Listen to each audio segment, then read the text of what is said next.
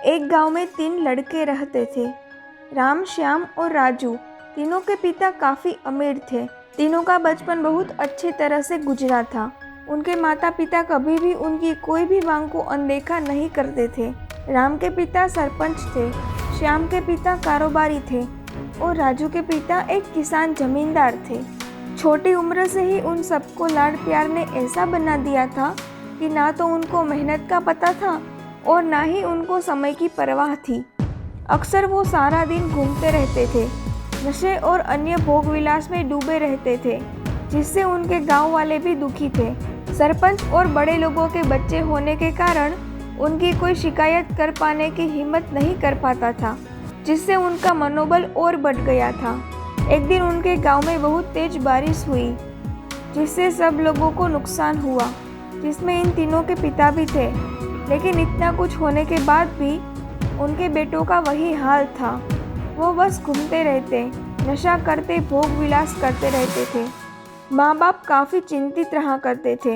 ये तीनों भले ही कितने गंदे थे, लेकिन इन तीनों के अंदर एक खास बात थी जिसकी पहचान किसी को नहीं थी और उनको खुद को भी पता नहीं था। राम एक बहुत अच्छा नेता प्रतिपक्ष था, क्योंकि अपने पिता के पास रहते हुए उसको इतना काफ़ी ज्ञान हो गया था, क्योंकि उसके पिता सरपंच थे। श्याम भी इस तरह से बिजनेस की समझ रखता था, क्योंकि उसके पिता एक कारोबारी थे। और राजू खेती का काम जानता था, क्योंकि उसके पिता जमींदार थे। पर अपने गलत कामों की वजह से उन सब ने अपने इन टैलेंट पर ध्यान ही नहीं दिया, जो कि उनकी सबसे बड़ी कमजोरी थी। तीनों पिताओं ने आपस में बात करी और उनका एक हल निकाला।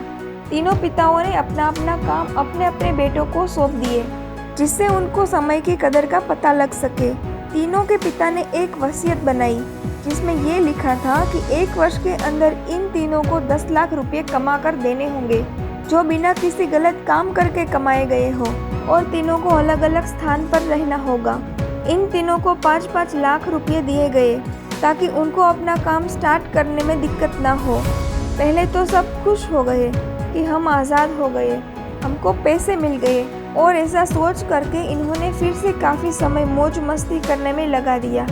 इस तरह 6 महीने बीत गए और इनका काफ़ी सारा नुकसान भी हो गया। फिर एक दिन अचानक उनको एहसास हुआ कि अगर हम शर्त हार गए तो हम अपनी अपनी जायदाद खो बैठेंगे। धीरे धीरे उनकी चिंता बढ़ने लगी।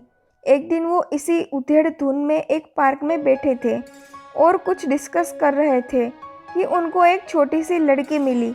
वो फूल बेच रही थी और साथ में पढ़ भी रही थी। तीनों लोग उस लड़की के पास गए। तभी राम ने लड़की से बोला, बेटी आपकी उम्र क्या है? तो लड़की ने जवाब दिया कि मैं 12 साल की हूँ। इतना सुनते ही राम ने आश्चर्य से पूछा, आप इतने छोटे होकर भी खेल नहीं रहे? इस पर लड़की ने जवाब दिया, मेरे पापा अब इस दुनिया में नहीं हैं और माँ बीमार रहती है, इसीलिए मैं ये काम करती हूँ। यह सुनकर राम ने अपना पर्स निकाला। उसके पास जो भी पैसे बचे थे वो उस लड़की को देने लगा। उसके बाद लड़की ने बोला, अंकल आप भी फूल ले लो, मुझे बहुत खुशी होगी, क्योंकि मैं अगर आपसे फ्री में पैसे लूँगी तो फिर मेरा पढ़ाई में मन नहीं लगेगा, मैं कामचोर बन जाऊँगी, क्योंकि यही समय है जिस समय मैं अपना भविष्य लिख सकती हूँ। राम ने उस लड़की से सारे फूल ले लिए और तीनों घर लौट आए। उस फूल वाली लड़की का उन तीनों लड़कों पर बहुत गहरा प्रभाव पड़ा। रात भर उन तीनों ने उस बच्ची के बारे में सोचा और उन्हें एहसास हुआ कि वो तीनों कितने गलत थे। आज भी उनके पास 6 महीने का समय है अपने पिता के दिए गए काम को पूरे करने का और भविष्य बनाने का। इस दौरान सब ने सोचा कि अगर बचे हुए समय का सही उपयोग करें तो अभी भी बहुत कुछ किया जा सकता है।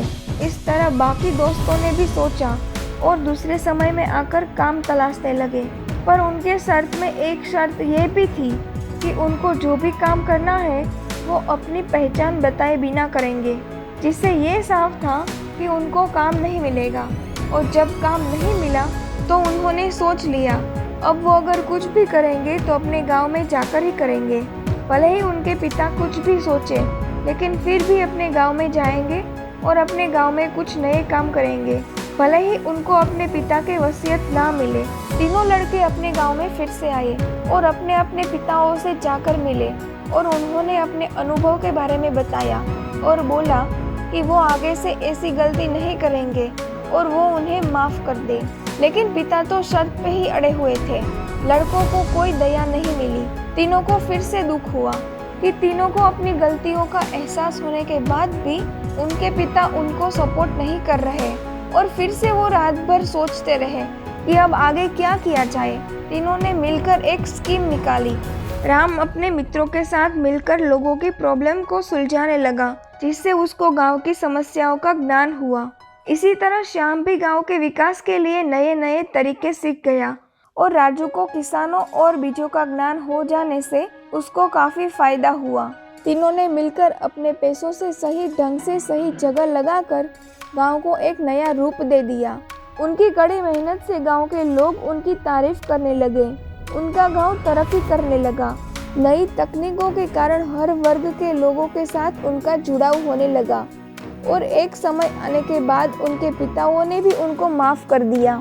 इस तरह से उन तीनों को समय की कीमत का अंदाजा हुआ कि पहले वो कितना समय बर्बाद कर रहे थे, लेकिन जब से उनको समय की कीमत का अंदाजा हुआ तब से उन्होंने समय को बर्बाद नहीं किया और काम करके पैसा कमाया, नाम कमाया और ये सीखा कि ईमानदारी से जिंदगी कैसे जीते हैं। दोस्तों, कुल मिलाकर कहने का मतलब यही है कि आप सभी समय को बर्बाद ना करें। अगर ये समय आपके हाथ से निकल गया तो कुछ नहीं कर सकते। और हाँ, समय के पास इतना समय नहीं है कि वो आपको दोबारा समय दे। समय बर्बाद करने के हजारों तरीके हैं, लेकिन आप ऐसा कोई तरीका चुनिए जो आपकी ज़िंदगी बदल दे, इस समाज की ज़िंदगी बदल दे, इस देश का भविष्य बदल दे। सो कैसी लगी आपको ये कहानी? हमें कमेंट्स में ज़रूर बताइएगा और ऐसे ही अच्छी अच्छी कहानियाँ सुनने के लिए मोटिव स्टोरीज के साथ जुड़े रहिए।